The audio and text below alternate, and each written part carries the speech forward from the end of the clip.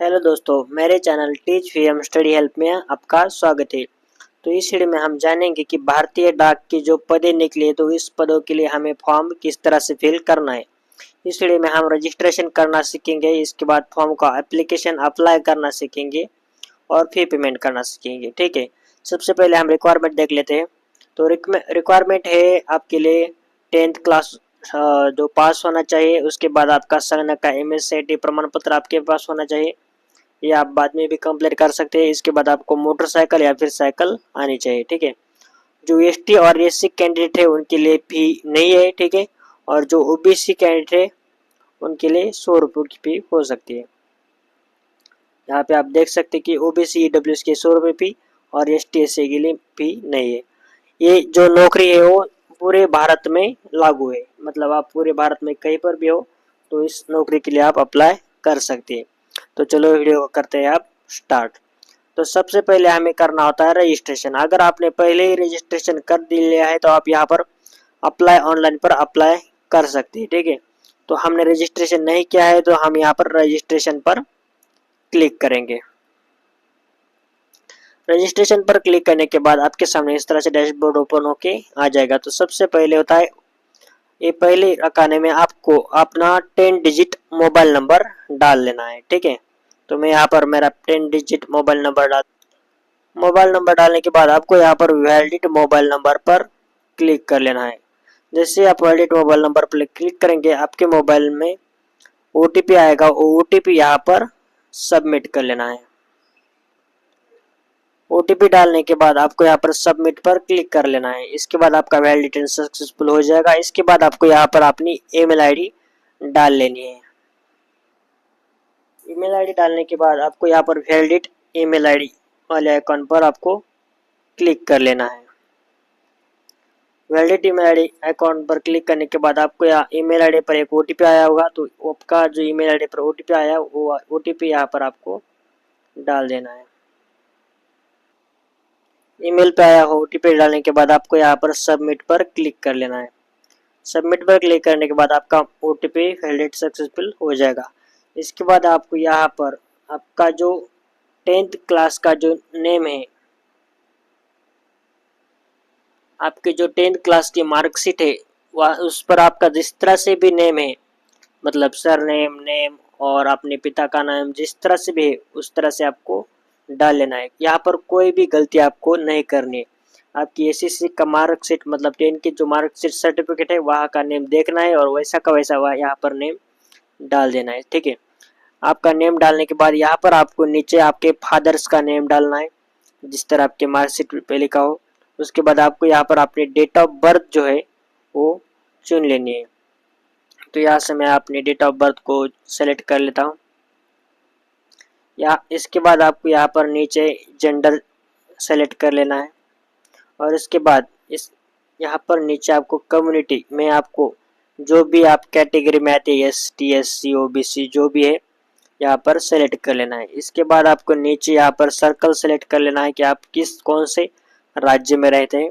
तो मैं यहाँ पर मैं अपना सर्कल सेलेक्ट कर लेता हूँ। इसके बाद आपको सेकेंडरी पास एग्जामिनेशन आपने कब कंप्लीट की थी वो यहाँ पर डेट यहाँ पर डाल देनी है। इसके बाद आपको यहाँ पर ये कैप्चा कोड जो है यहाँ पर फिल कर लेना है। यहाँ पर कैप्चा कोड जैसा का वैसा आपको यहाँ पर फिल कर लेना है। मैं यहाँ पर कैप्चा कोड फिल कर लेता हूँ। के बाद सबमिट वाले बटन पर आपको क्लिक कर लेना है। आप आपकी आ चुकी है सेकंड स्टेप। ठीक है, आपने ये जो फॉर्म फिल किया है इसके बाद आपका जो आधार नंबर है वो यहाँ पर डाल लेना है। तो मैं यहाँ पर मेरा आधार नंबर डाल देता हूँ। आधार नंबर डालने के बाद या इसके नीचे आपको यहाँ पर डिसेबिलिटी मतलब आप कोई भी आपकी अपंगत्व है तो आपको यहाँ पर यस मेंशन करना है, नहीं तो आपको यहाँ पर नो मेंशन कर लेना है। इसके बाद आपको नीचे आना है यूआर यू एम्प्लॉयड मतलब आप जॉब करते हैं तो यहाँ पर आपको नो कर लेना है। अगर आप करते तो आप यस कर सकते। इसके ऊपर जो है 12वां क्रमांक है लैंग्वेज स्टडीज और सेकेंडरी स्कूल। ठीक है, यहाँ पर आपको क्लिक कर लेना है और यहाँ पर आपकी जो लैंग्वेज है वो सेलेक्ट कर लेने हैं। तो मेरी मराठी है तो मैं मराठी पे सेलेक्ट कर लेता हूँ। इसके बाद मैं हिंदी भी बोल सकता हूँ तो हिंदी पे और भी सेलेक्ट कर लेता हूँ। और इसके बाद मैं यहाँ इन दोनों लैंग्वेज पर सेलेक्ट करके रख लेता हूँ, मतलब मराठी और हिंदी। अगर आप इंग्लिश भी चाहते हैं तो आप इंग्लिश भी सेलेक्ट कर सकते हैं, इंग्लिश, हिंदी और मराठी, ठीक है। मतलब जो भी आपकी लैंग्वेजेस थी, आपकी जो सेकेंडरी स्कूल 10th के सर्टिफिकेट में आपने जो एग्ज़ाम दी थी, वो एग्ज़ाम की जो लैंग्वेज है आप कर सेलेक्ट कर लें। जैसे कि कोई स्टूडेंट है वो संस्कृत ले लेते तो आपको यहाँ पर संस्कृत सेलेक्ट करना पड़ता है, ठीक है। तो मेरी मराठी, हिंदी और इंग्लिश थी, तो मैं ये 3 लैंग्वेज को सेलेक्ट कर लेता हूँ। इसके बाद आपको यहाँ पर नीचे इसको ओके करना था, 1 मिनट में कर लेता हूँ। इसके बाद मराठी और इसके बाद मेरी इंग्लिश, इसको यहाँ पर नीचे आने के बाद ओके कर लेना, ठीक है। तब आपकी लैंग्वेज यहाँ पर आ जाएगी, इंग्लिश, मराठी, हिंदी। इसके बाद आपको यहाँ पर नीचे अपनी फ़ोटो सेलेक्ट कर लेनी होती है। यहाँ पर इम्पोर्टेंट टॉपिक है फ़ोटो को सेलेक्ट करना। यहाँ पर आप देख सकते हैं कि आपकी जो फ़ोटो है वो होनी चाहिए 50 KB की, ठीक है। अप टू 50 KB, मतलब 50 KB से ज़्यादा नहीं होने चाहिए, ठीक है। और उसका पिक्सल्स है वो 200 और 230 पिक्सल परफेक्टेड होना चाहिए। तो मैं यहाँ पर सेलेक्ट कर लेता हूँ। तो मेरी यहाँ पर कुछ फ़ोटो है, तो मैं यहाँ पर जैसे इन फ़ोटो पर ले जाता हूँ तो आप देख सकते हैं 31 KB की है। इसके बाद मैं इस वाली फ़ोटो को देखता हूँ तो ये 45 KB की है, तो मैं इस वाली फ़ोटो को सेलेक्ट करके ओपन पर क्लिक कर लूँगा। तो ये फ़ोटो इस तरह से आ जाएगी। इसके बाद आपको नीचे अपनी सिग्नेचर अपलोड कर लेनी है फ़ोटो के नीचे। तो मैं यहाँ पर अपनी जो सिग्नेचर है वो अपलोड कर लूँगा। तो मेरी यहाँ पर एक सिग्नेचर होगी,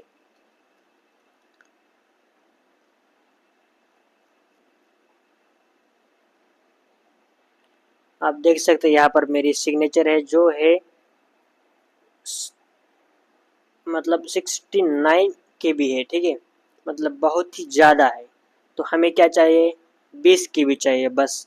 तो ये सिग्नेचर बहुत ही ज़्यादा है, तो मैं इसको पहले कॉपी करूँगा और इसका एक पेस्ट करके एक एक्स्ट्रा कॉपी निकालूंगा, जिससे मैं इसकी साइज़ चेंज करूँगा। मतलब बैकअप के लिए ये मेरे पास फ़ोटो रहेगी सिग्नेचर वाली। तो सबसे पहले आपको क्या करना है, इसको ओपन करना है और पेंट में चले जाना है।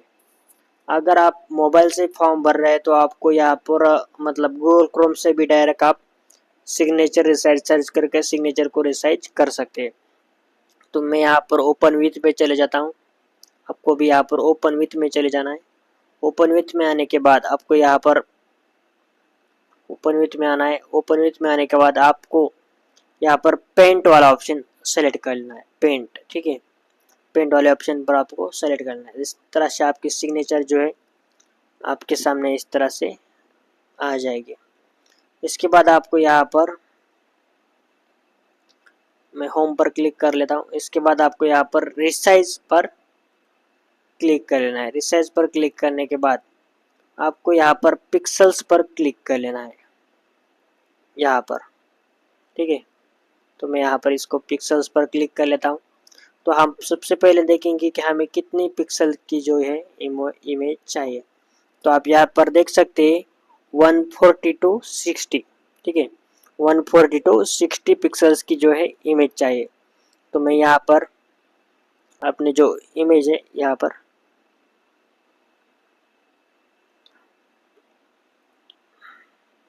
142 60 KB में कन्वर्ट करेंगे, ठीक है। तो मैं यहाँ पर रिसाइज वाले ऑप्शन पर चले जाता हूँ। इसके बाद पिक्सल पे, और यहाँ पर मैं इसको अनमार्क कर लेता हूँ। और यहाँ पर मैं डालूँगा 140 डालना है हमें, और नीचे डालना है 60। तो मैं यहाँ पर 60 कर लेता हूँ। इस तरह से डालने के बाद आपको यहाँ पर ओके पर क्लिक कर लेना है। इस तरह से आपकी फ़ोटो जो है वो रिसाइज हो जाएगी। इसके बाद आपको कंट्रोल एस प्रेस करना है, जिससे सेव हो जाएगा। या फिर यहाँ पर आप क्लिक करके यहाँ पर यस सेव पर क्लिक कर सकते हैं। इसके बाद मैं इसको कंट्रोल कर लेता हूँ। इसके बाद हम यहाँ पर चूज फोटो पर क्लिक कर लेते हैं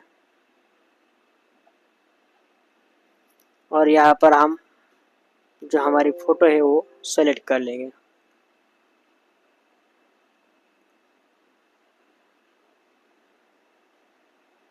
तो ये बस आप 6 KB की ही रह चुकी है, आप देख सकते हैं यहाँ पर।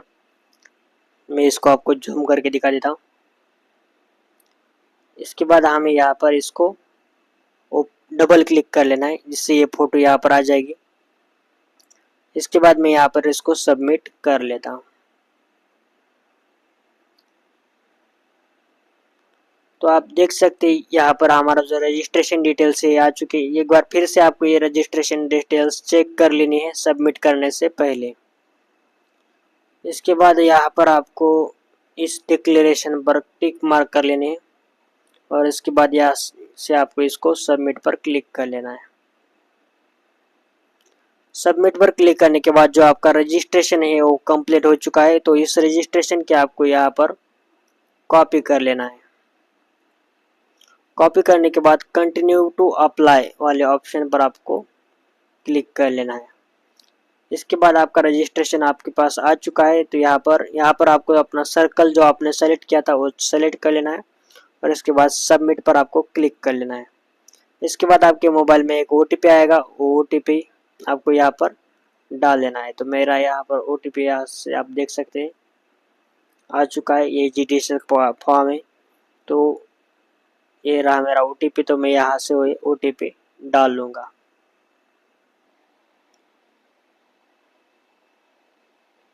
इसके बाद आपको यहाँ पर नीचे आपका जो कैप्चा कोड है वो फिल कर लेना है। यहाँ पर दिखाया है कैप्चा कोड, जैसा का वैसा जो कैप्चा कोड है यहाँ पर आपको फिल करना होता है। कैप्चा कोड फिल करने के बाद आपको यहाँ पर नेक्स्ट पर क्लिक कर लेना है। जैसे आप नेक्स्ट पर क्लिक करेंगे आपके सामने इस तरह से फॉर्म ओपन होके आ जाएगा। तो यहाँ पर आपको अपना एड्रेस डाल लेना है, जैसे कि अपना हाउस नंबर, डोर नेम जो भी है यहाँ पर आपको डाल लेना है। तो मैं यहाँ पर मेरा जो हाउस नंबर है वो डाल देता हूँ। इसके बाद आपका स्ट्रीट डाल लेना है, यहाँ पर जो भी आपका स्ट्रीट है मतलब तालुका है यहाँ पर आपको डाल लेना है। इसके बाद आपका विलेज का नेम जो है यहाँ पर डाल लेना है।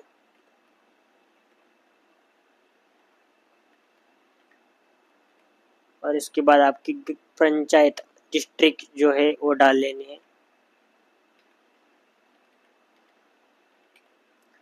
और इसके बाद आपको यहाँ पर पिन कोड डाल लेना है। इस तरह से मैंने अपना एड्रेस जो है यहाँ पर डाल दिया है। जैसे कि आपको मैंने यहाँ पर स्ट्रीट, इसके बाद गांव का नाम, इसके बाद आपका जो जिला है उस जिले का नाम और इसके बाद पिन कोड। अगर आपका यही एड्रेस परमानेंट है या फिर आप कहीं पर शिफ्ट है तो यहाँ पर आप एड्रेस चेंज कर सकते हैं इस दूसरे वाले रखाने में, या फिर यहाँ पर सेम पर एड्रेस पर आपको क्लिक कर लेना है। इसके बाद आपको यहाँ पर नीचे आपका जो भी स्टेट बोर्ड है वो सेलेक्ट कर लेना है। जो भी स्टेट बोर्ड में आपकी जो 10th क्लास की एग्ज़ाम हुई थी यहाँ पे सेलेक्ट कर लेना है, ठीक है। इसके बाद आपको यहाँ पर रिजल्ट सेलेक्ट करना है, तो मैं यहाँ पर मार्क पर सेलेक्ट कर लेता हूँ। इसके बाद आपके जो भी रिजल्ट है यहाँ पर डाल लेना है, जैसे कि साइंस में आपको कितने थे यहाँ पर डाल लेना है। इसके बाद आपको यहाँ पर अपना सब्जेक्ट है जो फर्स्ट लैंग्वेज यहाँ पर सेलेक्ट कर लेनी होती है। तो मैं यहाँ पर मेरी जो लैंग्वेज है वो सेलेक्ट कर लेता हूँ, जैसे कि मेरी फर्स्ट लैंग्वेज होती है अंग्रेजी।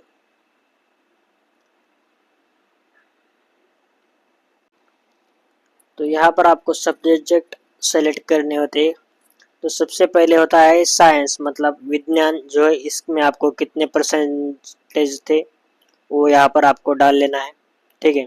इसके बाद है सेकंड लैंग्वेज, आपके जो भी सेकंड लैंग्वेज है वो कौन सी है, जैसे कि हिंदी होती है सेकंड लैंग्वेज, तो यहाँ पर आपको सेकंड लैंग्वेज के मार्क डाल लेने हैं। ये आपको मार्क अपनी मार्कशीट आपके पास रख लेनी है और यहाँ पर आपको उस मार्कशीट पर देख देख के यहाँ पर डाल लेना है। इसके बाद होता है मैथमेटिक्स, जो गणित हम कहते हैं उसे, उसके मार्क डालना है। इसके बाद आपको फर्स्ट लैंग्वेज है जो आपकी मातृभाषा होती है, जो भी आपका फर्स्ट लैंग्वेज जो आपकी मार्कशीट पर है वो यहाँ पर उसके मार्क डालना है। इसके बाद थर्ड लैंग्वेज डालना है, उसके मार्क डालना है। इसके बाद सोशल साइंस के मार्क यहाँ पर डालना है। इसके बाद आपका जीडीपी ये सीजीपीए स्कोर, ये आपको अगर लागू होता है तो ठीक है, वरना यहाँ पर इसको ब्लैंक रख लेना है। इसके बाद सेव एंड नेक्स्ट पर आपको क्लिक कर लेना है।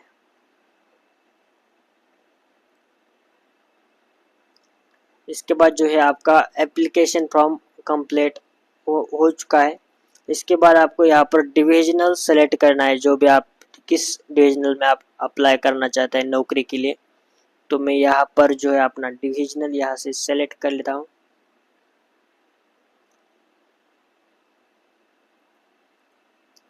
और इसके बाद आपके जितना भी डिविजनल है यहाँ पर जो मार्किंग लिस्ट आ चुकी है, जिस तरह से आपके गांव जो भी आपको पास आता है, गांव जो भी मतलब गांव तालुका जो भी आपके पास में आता है उसको आपको यहाँ पे मार्किंग देनी है। जैसे कि ये अरबी अरोड़ा है, जैसे कि मुझे मतलब एक पास में आता है तो मैं इसको एक मार्किंग देना है। जैसे कि इसके बाद ये पास आता है तो इसको मैं दूसरा मार्किंग दे देता हूँ।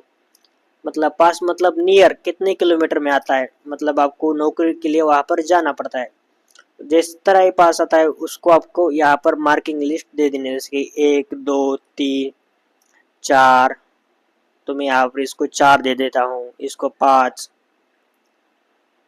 इस तरह से आपको जितना आपको जितने भी पास गांव है उसको मार्किंग देते हुए जा सकते। इस तरह से आप 4 तक सेलेक्ट कर सकते हैं। ठीक है, आपको चेक कर लेना है, इस तरह से आपको मार्किंग दे देनी है।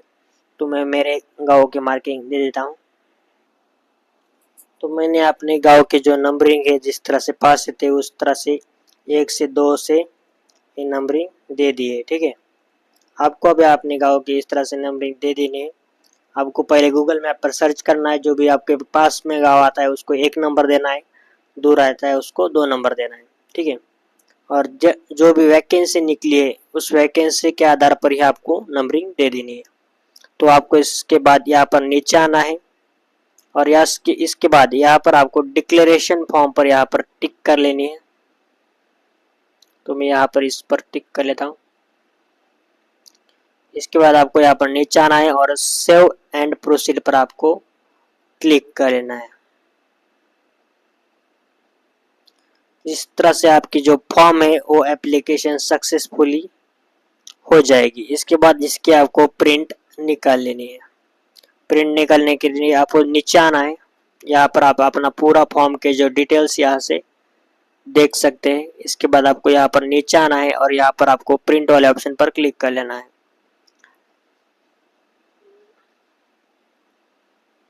इस तरह से प्रिंट नहीं निकलती तो आपको Ctrl+P दबाकर भी आप इसकी प्रिंट जो है निकाल सकते हैं।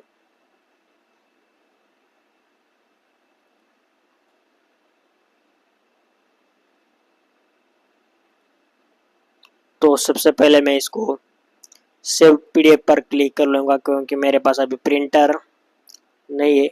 तो मैं इसको प्रिंटर के लिए बाद में इसकी प्रिंट जो है निकाल लूँगा। ठीक है, इसको मैं सेव कर लेता हूँ।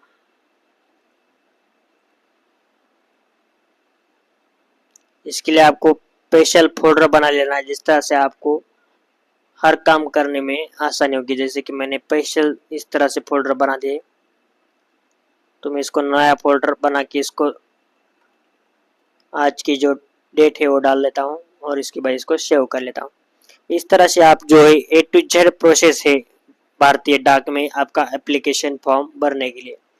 तो आपको हमारा वीडियो पसंद आ गया हो तो वीडियो को लाइक करें, चैनल को सब्सक्राइब करें। अगर कोई कंफ्यूजन हो तो आप हमें कमेंट द्वारा ज़रूर बताएं। तो मिलते हैं ऐसे ही नई नॉलेजफुल वीडियो में, तब तक के लिए धन्यवाद।